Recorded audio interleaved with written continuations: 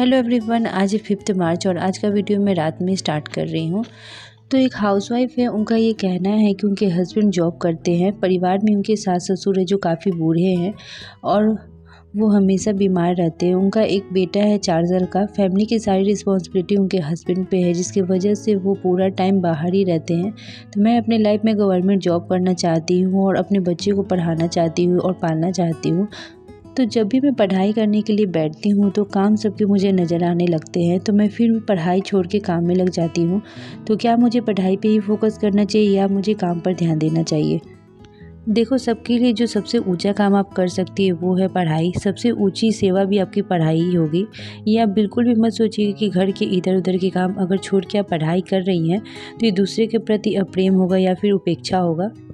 देखिए, आप अपने घर की सबसे इम्पॉर्टेंट फैमिली मेम्बर हैं। अगर आप सीमित रहेंगी, अज्ञान में रहेंगी, कैद में रहेंगी या किसी भी बंधन में बंधी रहेंगी तो घर में आप ही बताइए कि किसका भला हो सकता है। देखिए, आमतौर पे जो घरों की दशा रहती है, कलह कलेश जो घरों में रहता है, उसका सबसे बड़ा रीज़न यही है कि घर के केंद्र पर जो महिला बैठी है, स्त्री है, पत्नी है, माँ है, हाउसवाइफ है, उसको घर में कैद करके रख दिया गया है। देखो, घर जो होता है ना वो महिलाओं से ही होता है। महिलाएं ही उस घर की केंद्र होती है।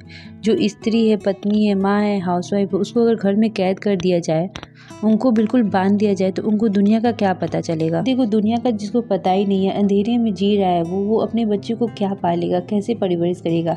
आप क्या अपने हस्बैंड को काम सिखाएंगी? एकदम बचकानी हरकतें करेंगी आप। देखो, इस सोसाइटी ने ही ये साजिश की है कई वजहों से कि महिलाओं को घर में कैद करके रखा जाए, और ये समाज ने सोचा कि मैं तो बहुत होशियारी का काम कर रहा हूँ, मैंने तो औरतों पर अपना सत्ता जमा लिया। जब ये बाहर ही नहीं निकलेंगी तो क्या पंख फैलाएंगी, क्या मेरे बातों को काटेंगी, क्या ये मेरे इशारों पर चलने से मना करेंगी। बस ये मेरी दासी और सेविका बन के रहेंगी घर में। देखो, इस सोसाइटी को ये समझ ही नहीं है कि एक औरत ही घर की केंद्र होती है। तुमने अगर उसको बंधन में रख दिया, अशिक्षित रख दिया तो पूरा घर बर्बाद हो जाएगा। देखो, जो ये सोसाइटी का षड्यंत्र है ना, ये सोसाइटी पर ही बहुत भारी पड़ रहा है।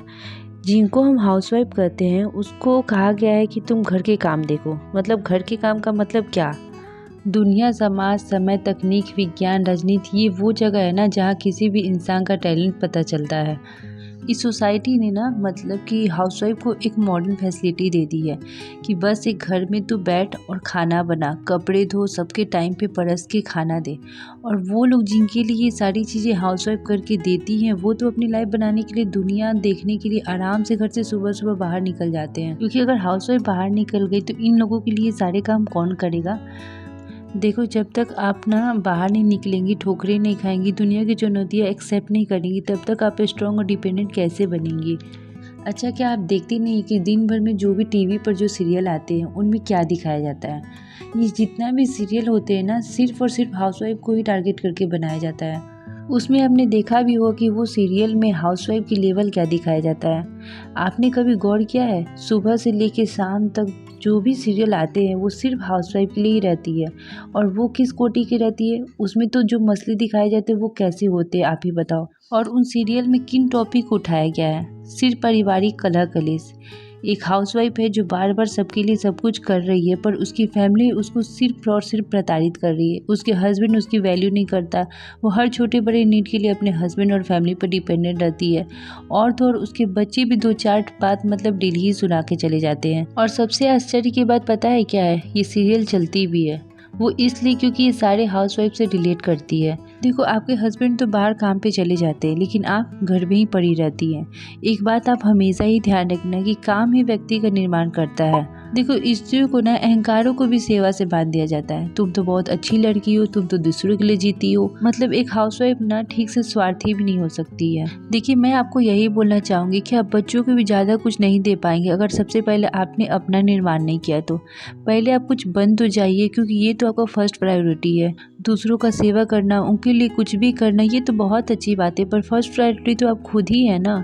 जब आपके पास कुछ होगा ही नहीं तो आप दूसरों के लिए क्या कर पाएंगी? देखिए, पहले तो आपने पढ़ाई की नहीं, लेकिन जब आप पढ़ाई करने का जब आपका मन होता है, जब आपको समझ होता है, और उसी टाइम में आप जब पढ़ रहे होते हैं और कोई दूसरा काम आपको बोल देता है करने के लिए, तो आप इसी भाव से कि मैं सेवा कर रही हूँ, आप अपना पढ़ाई छोड़ देते हो और उनके सेवा में लग जाते हो, जिनको आपके काम की कोई वैल्यू नहीं है। और बार बार आप यही सुनाती हो कि मैंने तो पढ़ाई छोड़ के अपनी और आपकी सेवा की है, मैंने तो अपनी पढ़ाई छोड़ के आपकी सेवा की है। तो जब आप एक ही बात को बार बार बोलोगे तो आप ही बताओ कि आपने उनकी सेवा की है या फिर शत्रुता निकाली है। तो कई बार ना हम लोग सेवा के नाम पे दूसरों का अहित कर देते हैं, क्योंकि हम सेवा करने के योग्य कभी बने ही नहीं है। इसलिए खुद को प्रायोरिटी दो, कुछ सीखो और कमाओ। आई होप कि मेरा ये वीडियो अच्छा लगा होगा। अगर अच्छा लगा तो प्लीज़ मेरे वीडियो को लाइक करें और मेरे चैनल को सब्सक्राइब करें। चलिए मिलते हैं नेक्स्ट वीडियो में, तब तक के लिए बाय।